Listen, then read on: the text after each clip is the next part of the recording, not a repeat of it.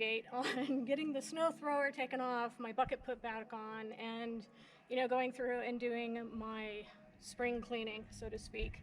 I'll go through, clean the entire tractor, including, you know, the inside of the cabin, and, you know, I always clean the snow thrower before I put it away.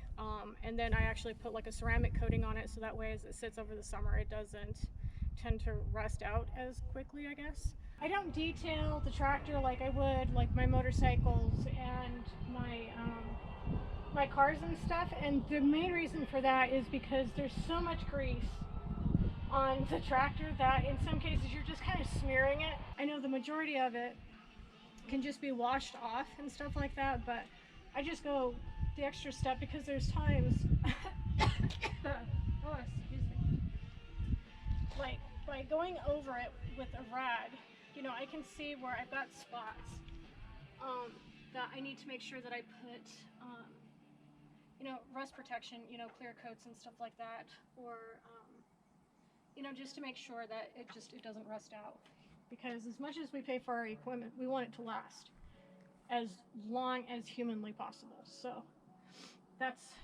all I am trying to do. Okay, so I am going to let the rest of the tractor dry. I do have a little bit of a breeze going on, so while I'm letting it finish its thing, I'm actually going to start on the inside.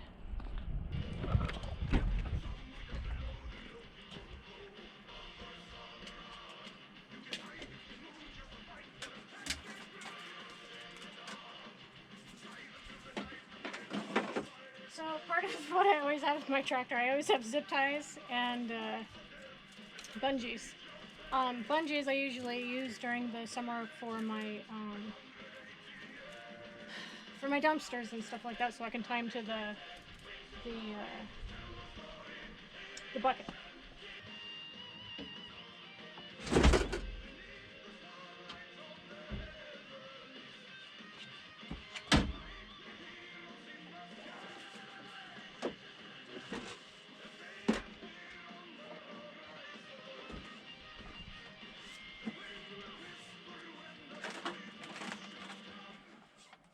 So, my daughter actually made me this really nifty little toolbox. But she made this, and it actually sits right on the back of the windowsill.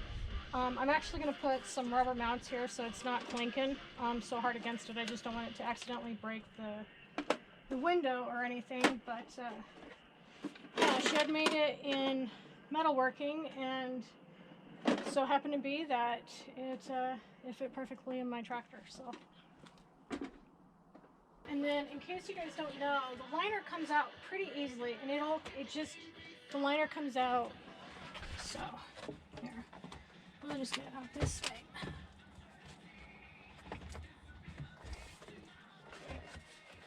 So, but yeah, I absolutely, this liner, I love it. Fits kind of snugly, which I think is perfect. I'm just really careful not to tear it or anything.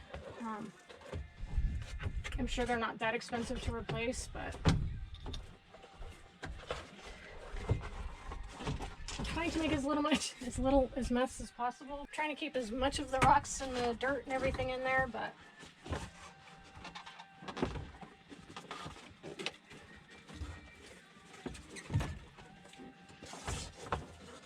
so this is looking more complicated than it should.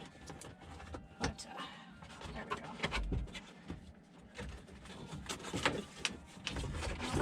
There we go. All right. So then I'll go ahead and wash that off. And these little foam, the little foam mats here come out too.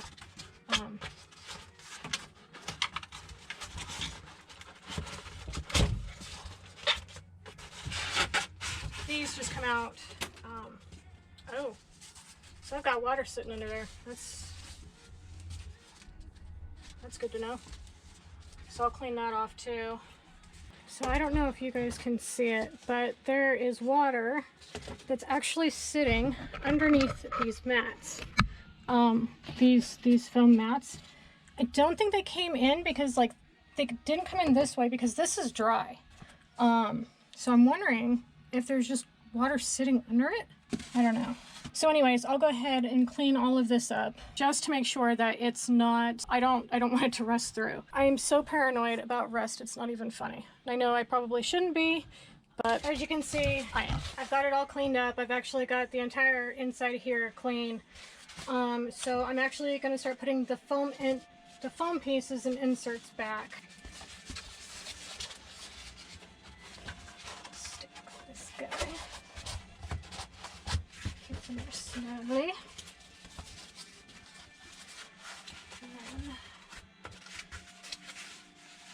And then I always make sure to just pop that in place where it's supposed to. So down that side.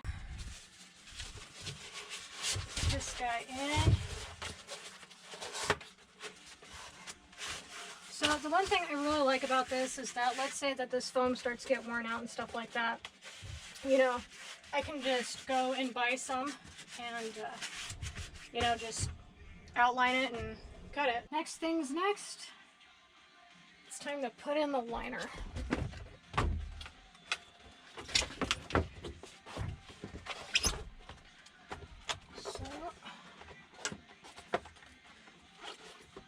I'm not really worried about treating the rubber.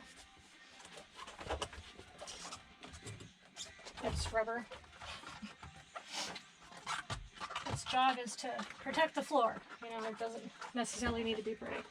And I know some of you are going, tractor doesn't need to be pretty either, but I like my stuff looking and being as in the best condition as possible. So this one, I actually fold it in half and I put it under and then I pull it through like this. There we go. And this part actually snugs really snugly under this. Oh, there we go.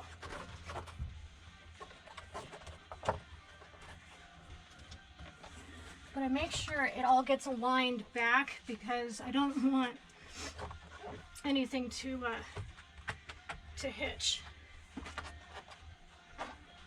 You know, don't ever want anything to get stuck. People do that constantly in their cars. They'll put the floor mats back in, not check to make sure that it's not covering the brake or the gas pedal, and then they use their gas or brake pedal and the gas either sticks or the brake, you know, fails because they didn't line it up right. So that's putting the floor back in. Well, the covering. All right. So now that my tractor looks and smells better than I do, I know that they say you only, this is considered periodic maintenance for these air filters, but I like to check them. I do them every year. I blow them out every year, just because I don't want the buildup. It's much easier to blow dust particles when they're not one on top of the other. And just to let you know, on these screws on the inside here, they are plastic. So when you're taking them out, be gentle. So they only have to come out so far, and then you can pull them. I'll show you what it looks like. There we go. So when you take it out, you've got the screw. What is it? It's a pressure fitting, I guess is how you put it. So when you take it out, these are actually movable, but when you screw it back in, it actually pushes them out, so it goes like this. So that's how it actually stays mounted in the ceiling. So once a year I do the major overhaul, and it's in the spring, just because in the summer it's just so hot to be in the cabin. I guess I could have the tractor on and have the AC blowing, but I'd rather not. So there we go. And this is all there is to it for the cabin. Blown out. Like, so you don't have to unscrew them. You don't have to screw them back into the ceiling. It's just like any other pressure clip. It just goes in and then it just slides in. And as you can see, it separates everything. That's how it puts it in.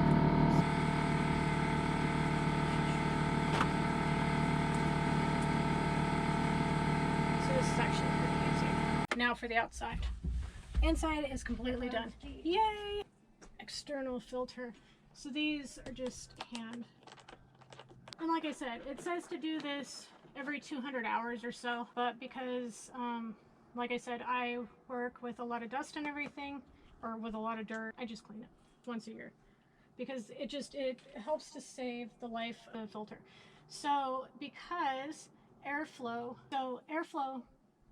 goes this way through the filter, so I'll actually clean this off too, but so because air filter, or the air actually goes in through this way, I'll actually blow with my air gun. I'll blow going this way. Okay. Now put her back up in there.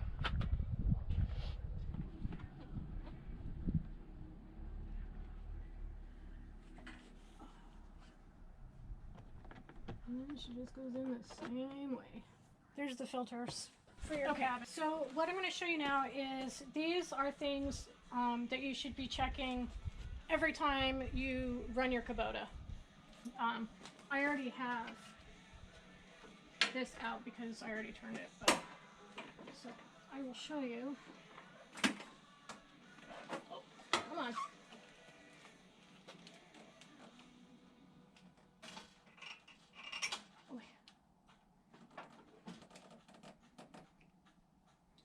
Okay. So the one thing that you can see right off go is your fuel filter. And you always want to make sure that this ring right here is at the bottom. As this floats, which it shouldn't, but it can, and sometimes it will, depends on if there's any water in your system, in your gas system. So if this is raising, it means you have water in your system. Hopefully I don't ever have to show you how to purge your system, but if it gets up here, you have to. So I took the cover off. The oil is right here, and this is so much easier to do without the loader being on it. Even though the tractor doesn't look like it's on level ground, it's actually it's pretty level. I am good. I'm good on oil. So the other thing is clean your at least open this up, which is your evacuator valve, which if you look at your system, it's this little guy right here. This just pops off like this. And what it is it's, you know, this is your air filter, and this is just getting the large particles. But as you can see with it, it opens. So all you have to do is squeeze it and it'll come right out. I just wanted to take it off so you guys could get an understanding of what it was. When you're doing a lot of loader work and it's really dirty and all the things that tractors are known to be a fun part of, I can't do this one-handed.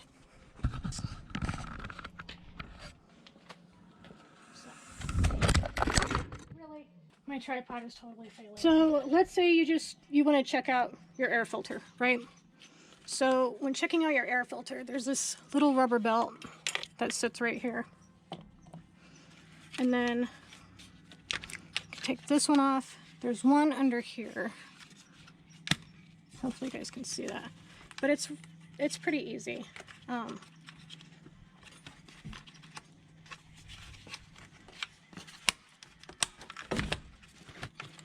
And then this just comes right off. So let me pull this sucker. Jesus. Okay. Man, that's a tight fit on there. I'm actually going to stick my air compressor inside here and blow it out. The primary filter, which is what this is, it actually looks fine. Go and stick this sucker back on.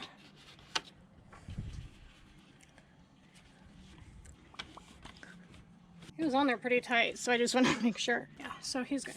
That's how you clean your air filter. Then we'll put the lid back on. It will say top with arrows pointing up. Just make sure that when you put it back on, that's what you do. And then put the belt back on. Cinch the air box pretty tight. Pull it down and locks in place. Now it's not moving anywhere. So if you don't have a cab, you're not going to have this extra filter. You're not the air conditioning filter. So you've got the screen here. mine doesn't actually look too bad. The other screen that all models have has this screen right here. That is pretty flimsy, but just comes out just as such. And then I'll take my air nozzle and just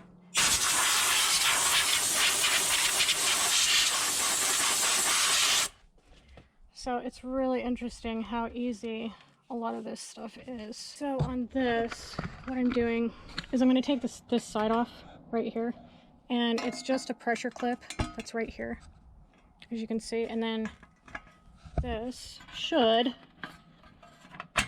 be able to pop off like that. So, and then as you can see, it's just the pressure clip on the back. So that way you can get this screen in there all the way.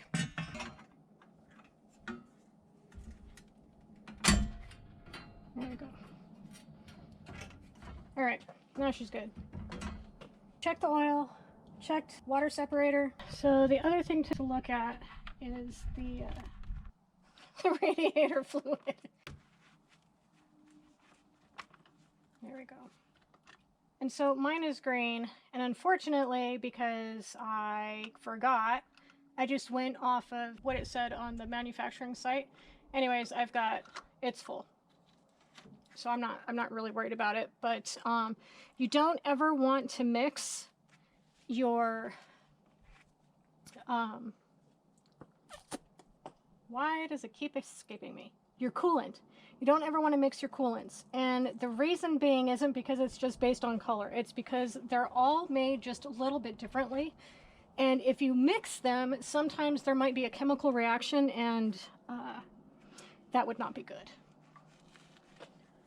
So that's why you don't ever mix your fluids. And then the final thing I do is I'll actually take my air compressor, and so for people that don't have an engine over, I think it's 26, so like the 2610 would not have one of these. And what this is a DPF filter. That engines over X size are required to have these to follow EPA guidelines and stuff like that.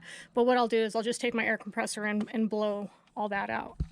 So what they don't want is they just don't want like leaves and twigs and stuff like that to be in there, and then you know, because this gets so hot to burn off the particulate matter and everything, it'll actually set stuff on fire.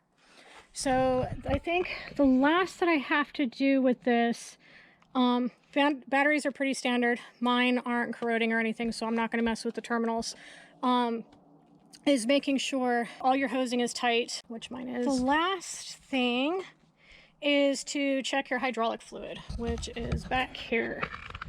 So I will check this, and it just pops up like that. Oof.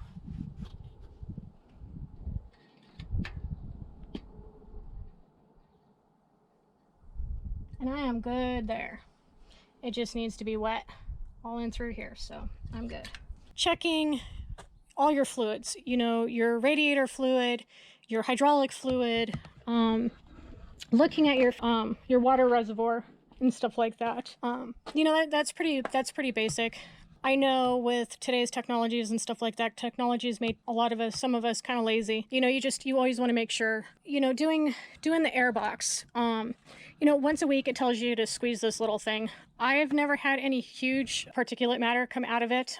The air box is usually pretty clean. On things like the hood of the tractor, on the plastic parts, like the external stuff of not only in my loader, but I'll do it with the snow thrower and stuff like that too. But on all these parts, I actually put this, it's a hybrid ceramic wax. Actually helps to not only protect the paint a bit, but like for the plastic and stuff like that, it helps to stop the sun bleaching on it so much. I'm not gonna go through and show you guys how to use this. It's very simple. You put it on a disc, you wipe it off, or you wipe it onto the vehicle or on whatever spot, and then you kind of move down, and then you don't necessarily have to wait for it'll dry rather quickly, and then you just wipe it off. However, it's not like most waxes. This wax you actually have to put on the vehicle in the shade, do not put this on in the sun. I made a no-no and did that because most waxes tell you to put it in the sun. Some ceramic coatings tell you to put it in the sun because it bakes it on. However, this stuff doesn't. It's pretty much a put on, wipe off, it's done. I use this on my vehicles, on my cars, and on my motorcycles and stuff like that, and it does a fantastic job. So, but it's Meguiar's, and it's the hybrid ceramic wax for you guys if you're interested in it or not. I don't know. These are the steps that I take. This is what I do to keep my tractor running. That's my yearly thing that I do on my Kubota.